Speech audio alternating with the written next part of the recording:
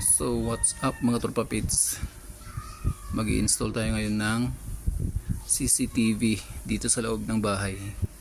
May CCTV tayo dun sa labas nakatutok dun sa labas, pero gusto na sweetie mag-install daw ako dito sa loob para makita niya yung kung ano yung kababalaghan ko, yung kung ano yung ginagawa ko dito.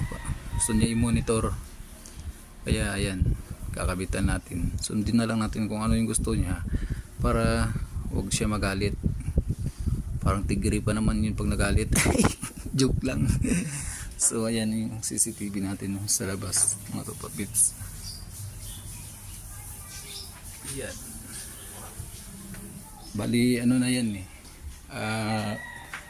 may na 1 year na nakaka-install. So naisipan namin mag-install din dito sa loob. So oh yeah, so ito yung connector niya, tapos yung charger. Ayan, ikakabit lang natin to sa dito sa ano niya gilid. Ito kasi yung nagko-connect dun sa may kabilang dulo niya dun sa wifi. Yun, yung sa labas walang connector yun, dahil naka parang bluetooth siya na naka-connect sa wifi, wireless. Pero pwede rin lagyan ito, may lagayan din siya yung sa labas na yun. Tapos ito yung charger niya, ito natin i-connect.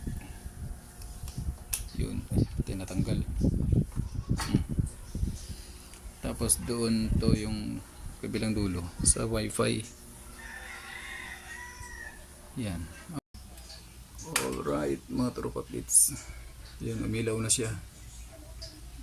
So kitang kita na ako ni sweetie rito, kaya bawal mag milagro. Alright, so ito na mga tropa pits,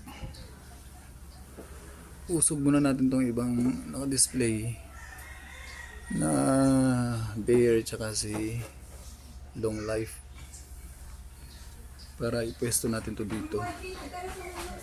Ayan, dito siya nakaharap sa dito natin sa sulok ipwesto para kitang kita yung kabuuan pati yung hagdan.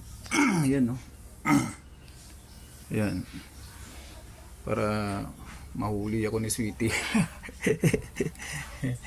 Ito, teka lang,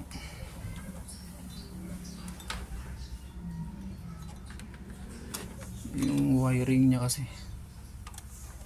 Ayan, tapos saksak natin sa extension dito. Teka lang.